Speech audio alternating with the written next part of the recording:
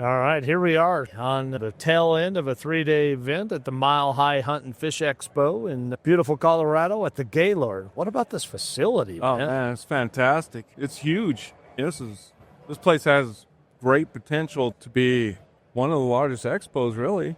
Yeah, it's a fantastic facility. They have a lot of opportunities, a lot of different rooms you can utilize for different type of events and everything. I think Faigl did a great job choosing this facility for this type of event. Yeah, I think the thing that has impressed me and just being able to make the rounds and walk around is looking at the various vendors and how you don't see a lot of duplication. I know they said they had over 100 folks in different industries on the waiting list, but you can tell that the effort to be able to bring certain people to represent certain aspects, and you're not going to find an aisle full of Africa hunts, for example. You're not going to find none of the other type of the Tupperware businesses. This is truly a hunt and fish expo. Yeah, the diversity of companies here is it's amazing, and you're including the angler. So just seeing the lineup of boats that are on the other end of the building, and then you come to the other end and it's archery, and then in between there's a variety of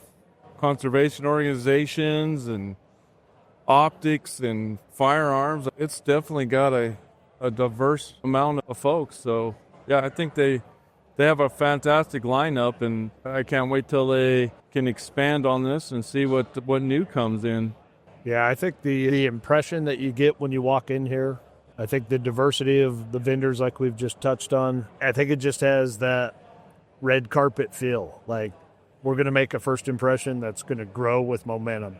When you start thinking about, particularly with the hunting industry, and you start thinking about certain brands within the industry, obviously if you talk boots, you talk clothing or gear, you talk tents, you start talking even in expanding into the world of optics, or you start talking individual brand firearms.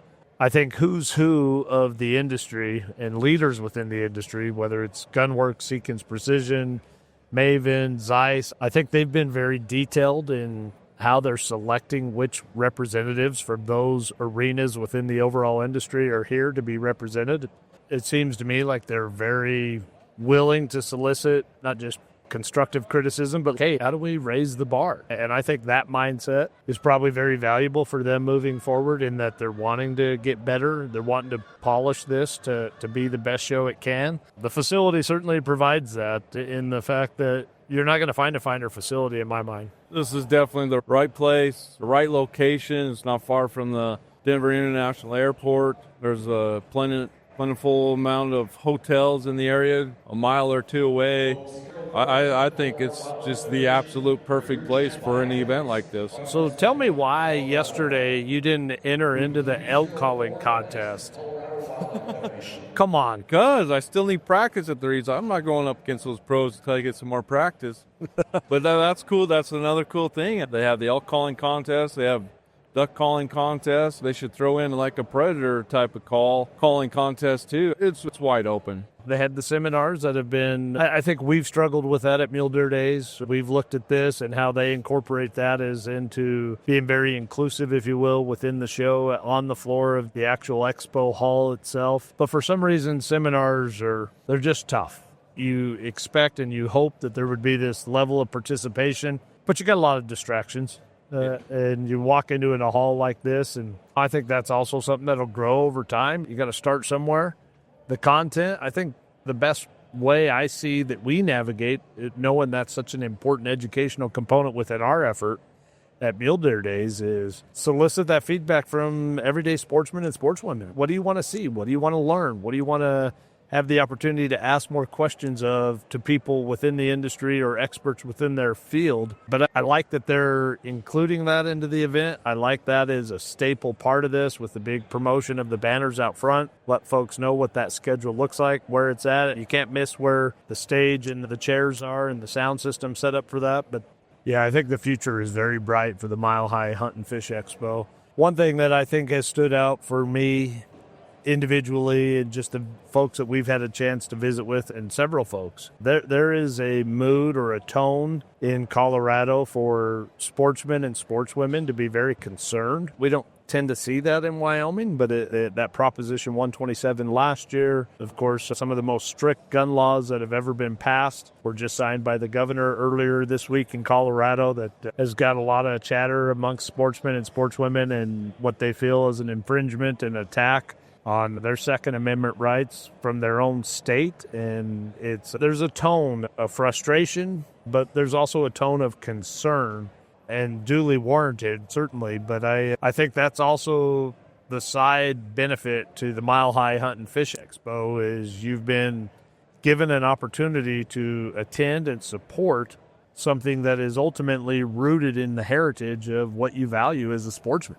Yeah, and that's just another thing that they can make another addition to as far as the seminar things. We've attended both evening dinners. We've had speakers such as yourself and Hal and Ducks Unlimited leaders that have spoke at those events. When you're only holding about 200 people in some of those dinners, we need something like that spoke in front of about 1,000 people that are in this facility right now. That'd be a good time to really talk a lot of that stuff and get people to learn what's going on that side of things. And how to get involved. Yeah, we've long talked about this, but as I reflect and I look back on what we have done with Muley Fanatic Foundation over the last 13 years or in our 13th year, I think if we ask ourselves the question as a sportsman organization, a conservation NGO, have we done enough to help bring people together as a body of people that represent sportsmen and sportswomen and the value with what we have on our wild things and wild places to be involved within the political and social sciences of conservation? Have we done enough? I don't think so. There's definitely a need of improvement on a lot of it.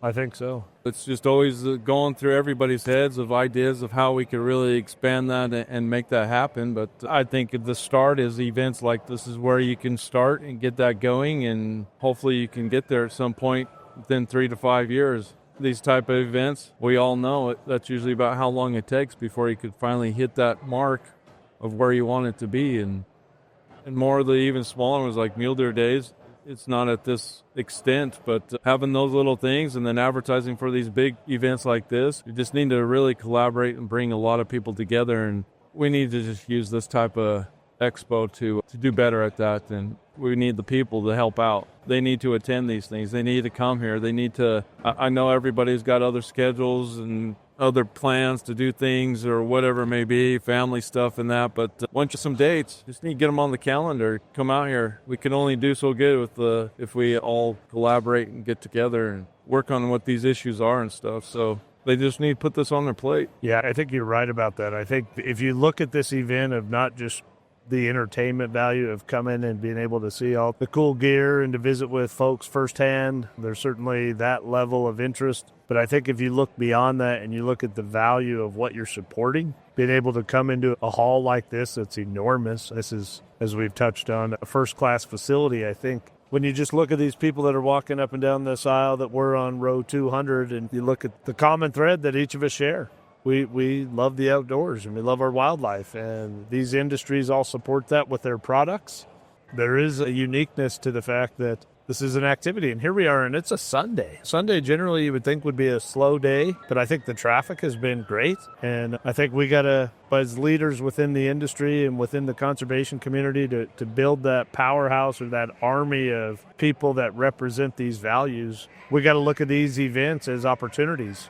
And how do we maximize that and engage people to where they take the action beyond the halls of the Gaylord facility to their own dining room, kitchen table? The other thing, speaking of some of these people that are walking up and down this aisle and stuff, the one thing that I've seen a lot in the last couple of days is the kids. It's fantastic. You see a lot of these parents bringing their kids here and stuff and attending something like this because that's where it all starts. Doing things for these kids and making them learn about more what this is all about is just one way of trying to improve and get more kids involved with hunting and conservation and that. This is another place where that can start and just to continue that heritage like you talk about. Got to plant the seed. Got to plant the seed, and it's just fantastic seeing how many kids have come through that door and they're wearing someone's hat, one of these companies' hats and everything else. So they got some decal a sticker in their hand, and Kids love stickers, don't they they? do love stickers. We've provided many stickers at our booth, and we're just about out. It's been great. Yeah, and those kids will have something like that and remember that. I always want to go back, tell mom and dad, say, hey, can we go back to that place where I got this sticker? So I had a little boy yesterday tell me he was going to. They have which I imagine are magnets on their refrigerator in their kitchen. Yeah. He said he was putting it on their refrigerator. Yeah, I can imagine how that's going to go over. Yeah. Yeah. Look, I added to the collection. Yeah. Oh, no, that's not a magnet. Yeah. Yeah, I got to tell you, man, I was impressed last year with year one, but year two, I think like anything, I think they've learned little different twists and tweaks here and there to try to continue to improve. And yeah, I'm excited for what year three is going to bring. I know they've already announced those dates, March 26th, 27th, 28th at the same facility next year at the Gaylord of the Rockies, a Mile High Hunt and Fish Expo. When we've looked at our booth specifically, we implemented some changes to the booth this year that we didn't have last year. Looks totally different. The message, the tone, really celebrating the action items that we've been able to accomplish over the last 12 years to promote that. It's one thing to have T-shirts and hats and the opportunity for some branding and that awareness that comes with that, but I think the message of why that brand or why you're an ambassador, why you want to wear that hat or T-shirt with the MFF logo on it and what that represents, I think we've utilized that space and the effort this year and the opportunity to talk to people. I've had a lot of people that still have not heard of us or didn't know of us. You look how many of our events where the annual report at the end of the event when we're cleaning up is still sitting on the table. We're about out of it. We've emptied all the boxes. People have taken them. They've shown, and some of that I think is just how we strategize not to have too many distractions in our booth, not to be trying to be peddling hats and T-shirts, to really just use the time and the valued opportunity of meeting someone new to explain what we do, what we've done, and what our intent is moving forward. And I think that's proved well. But what changes do you see that need to be implemented that have been kicking around in your think tank for next year? I think that's the beauty of this, is every year we learn something and we get to make those adjustments and change it up for the next year. But I do like how we did it this year, and it's not like we're wanting you to come in and we'll just immediately start forcing you to listen to if you're interested, you want to listen to what we're about, that's what we want people to come in. Otherwise, come check out the deer heads, come learn about some of the educational pieces that we have, see what we have done in the last 13 years. Just take a look. And if you really want to learn more, you'll just come straight up to us and start having a chat with us. And that's what we like to do. We like that face-to-face chat and learn about you, and you learn about us. And if you're interested in being a member or just wanting to get involved with anything at all that we do, fantastic. That's what we want. But I think this is just, like we said, this is another event where if you want to learn about an organization you don't know about, this is your opportunity to come and listen and talk and see what any one of these conservation groups that are here today, or even one of these companies, here's the opportunity for you to learn more about it and buy a product or just become a member of a group. Yeah, I think on that, Joey, when you kind of reflect on some of the conversations we've had with folks over the last few days, there's certainly some individuals that just have the same drive and passion for difference-making efforts that fueled us, what is now almost 20 years from when we started with our initial run with MDF, and then the learning of that and how the conservation community works, and then the development of MFF as its own entity. There's opportunity. Although we have this great chapter in this on the Front Range of Colorado that Scott has built some consistency and just regularity of maintaining that effort over the last 13 years. Colorado, much like Wyoming, what happens on the Front Range is completely different than what's happening in Grand Junction or in Pueblo or in Durango. And I think there's folks that we got to reach, we got to be able to visit with about how the MFF model is so different than any other model out there and how it can be difference-making where they call home. There's a lot of people that are here that are visiting outside the Denver area but are from Colorado. It's hard to recruit volunteers and passionate folks. It's not really something you can recruit, and I think we've rested on the notion that those folks that share that, they will approach us. And I think there's an opportunity for us to be able to showcase that there's a need for this model where they're from within this state to be able to make a difference for mule deer at a volunteer level, with not just the generation of revenue with their annual fundraising event, but then their, what I believe to be the most important mechanism of that effort, their volunteer project allocation committee, where they decide where the money goes, knowing their backyard better than anyone. And I think if we twist and tweak our booth to be able to accommodate, to be able to showcase how that can happen and what that entails, and the simplicity of that by design, to have that simple 70-30 model and the success stories that have come from that, I think there's an opportunity to really grow our presence in this state, because there are people that are clearly passionate about the outdoors here and specifically our hunting heritage. And I think when I look at where we've been the last couple of years and what's missing, I think that opportunity is there. I know we have this tremendous display within our booth, and thanks to Full Circle Wealth Strategies for their support of our poaching display. But there has been a lot of folks that have said, are these all from Wyoming? And they are, and that's where we're from. And there's no shame in that, but I think there's an opportunity to let them know what our activity is and that it could be had right here in Colorado. It just takes a little effort for someone to say, I want to do that. Yeah. I want to do that. There's 4 of us staffed up. We can't do all that by ourselves. That's what these organizations need, is volunteers in other locations and make an effort to raise funds and put that money where it belongs in their own backyard. And we can't go to Arizona. We can't go to New Mexico. We can't come here to Colorado and just raise some funds in a certain location and then put money somewhere that we have no idea what it's all about and if it's important for the people of that state. We need those volunteers there. We need to all work together, and we can do great things if we are willing to and are passionate enough about it. We can make a huge difference. Mule deer, with their decline in population in the western states, the species, I was talking to a gentleman the other day, and he agreed and felt very bad for mule deer because of the state that they're in, the complications that they face every day, and it continues to grow. And the mule deer species just really needs help. We can't do that just by one person. We need an army. I know volunteer comes with a lot of hard work and time.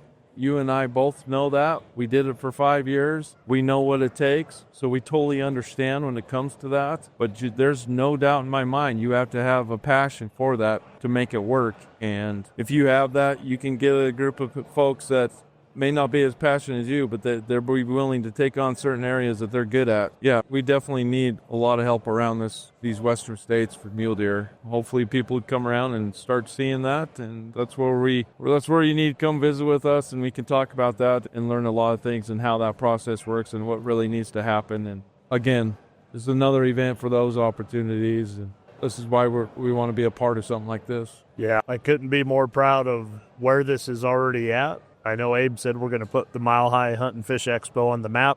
I think it's on the map. Yeah, I think it's here to stay, and it's only going to get better. And I'm grateful, equally as grateful as what you've indicated, that we get to be a part of this and that we got in at the ground level and that they wanted to have us represent their big game conservation. They have a passion for mule deer, both Abe and Phil, and I'll always be grateful for that opportunity was extended to us. And I'm glad we had the courage to say, let's do it. Let's do it, and let's grow this presence. Let's grow the MFF model and mission. If you're listening to this and you live in an area and you don't know if there's an MFF chapter there, probably a good chance there isn't. Here's a great opportunity. I will tell you, and Joey, I'm sure you'd back this up, that one person can't do it. If you're going to run a chapter, what worked for us was that we went into it as partners to make this succeed and to work and help each other, so that we could distribute that load of responsibility, but fuel each other with the passion and the drive to move the needle forward. And I think, could one person start a chapter? We've seen that. We know that does exist. You look at the load Scott carries. But even Scott has been able to hand off some of the responsibilities that maybe aren't banquet-centric or banquet-specific, but to be able to use a guy like Kurt Weaver or Joe Straley to help bring people that can bring people to the room, that can help spread the word about their event. And I think that's an important component, certainly. But ideally, I think in my mind, the model that works best is if you have a buddy, or not that your wife or your spouse shouldn't be involved, and not that the effort has to be led by the husband. There's passionate sportswomen out there too.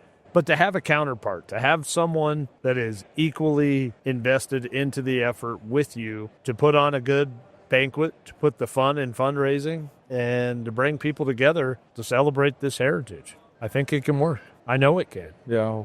We've made it work. We've made it work. Yep, totally agree. And what are some of the benefits besides the difference-making benefits of a chapter that's generating revenue, that then gets to allocate the revenue, solicits and learns about areas where they can make an impact, work with your state and federal partners, whether it's BLM or Forest Service or, in this state, Colorado Parks and Wildlife?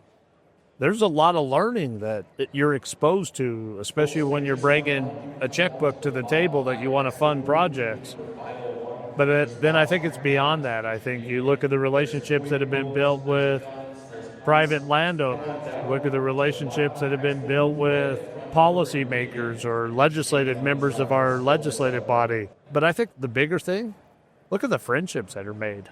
Yeah, definitely. And a lot of sportsmen out there have a lot of great ideas. They want to make a lot of changes. They want to make a difference somewhere. You can express that as much as you can, but if you don't take any action, things won't get done. And you just need folks to take action and get involved and do something like this. And with our model, it's a piece of cake. Whatever net funds that you raise, 10% that goes in your backyard, and you get to choose what projects you want to fund.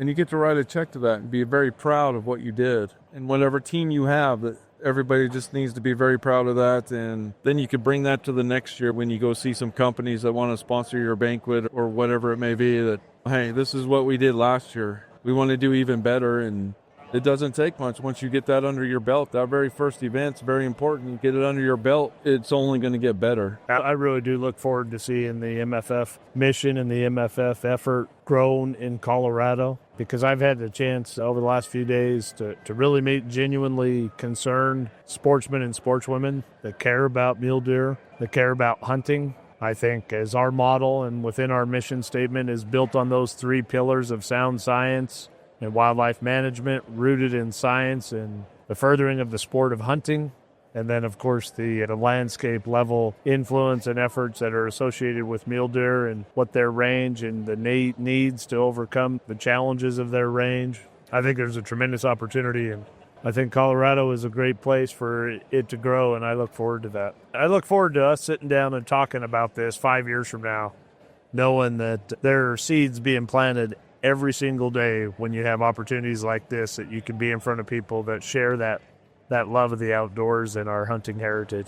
I was just thinking, too, it was great to even see some members come see us at our booth. I talked to a good handful of our life members, and it's so nice to either finally, because some of these people, they become life members from across the country, and we have quite a few here in Colorado, and it's always so nice to have some of those guys come and visit us at the booth and meet face-to-face and talk mule deer and conservation and everything, and just listen to them being so proud to be a life member for our organization. And that's just another great highlight of being at some of these events like this. Yeah, I did have one guy on Friday that said, man, you guys send out a lot of emails.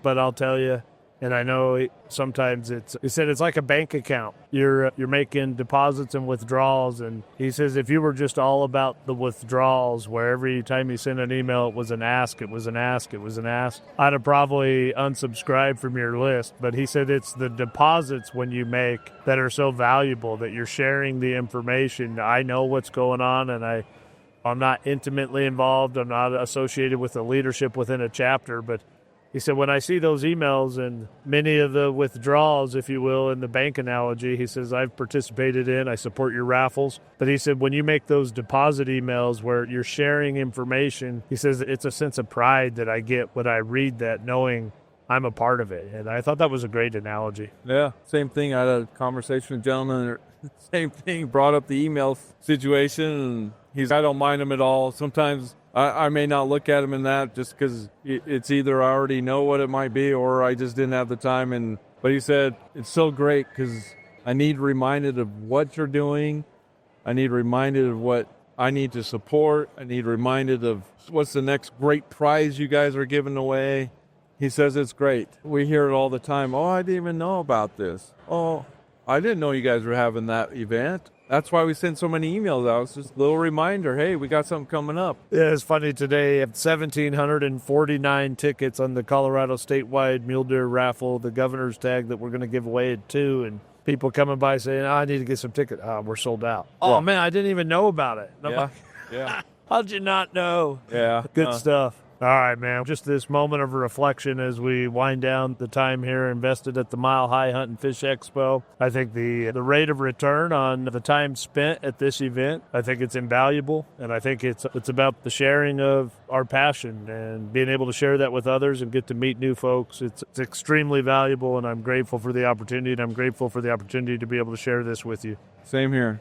Same here. All right, another episode of Wild Things in Wild Places. Again, broadcasting from the Mile High Hunt and Fish Expo, the second annual Mile High Hunt and Fish Expo. Go ahead and put it on your calendar for next March of 2026. This can be truly incorporated to be a great event for you to bring your whole family to. The facility, the hotel, there's other neighboring hotels. We're about a couple miles from here, just a little out of our budget to be able to stay at this facility. And it's because this facility is first class. And I, again, commend Abe and Phil for shooting for the moon on this right out of the gate last year and to maintain this. But there's a host of activities that involve, I think, everybody from young to old at this event. And I think this would be a great, if you're looking for a spring break trip, you live outside the area, I would put the Mile High Hunt and Fish Expo right up there. I think the entire family would find this experience to be very beneficial and something that will be a memory that we'll build upon for many years. Next year, again, those dates, March 26th, 27th, and 28th, Mile High Hunt and Fish Expo, Joey and Josh. Thank you for listening to Wild Things and Wild Places. Next week, you'll hear more from Josh as he reflects on this next chapter and what it all means. Be sure to subscribe and follow Wild Things and Wild Places and the Muley Fanatic Foundation so you don't miss out.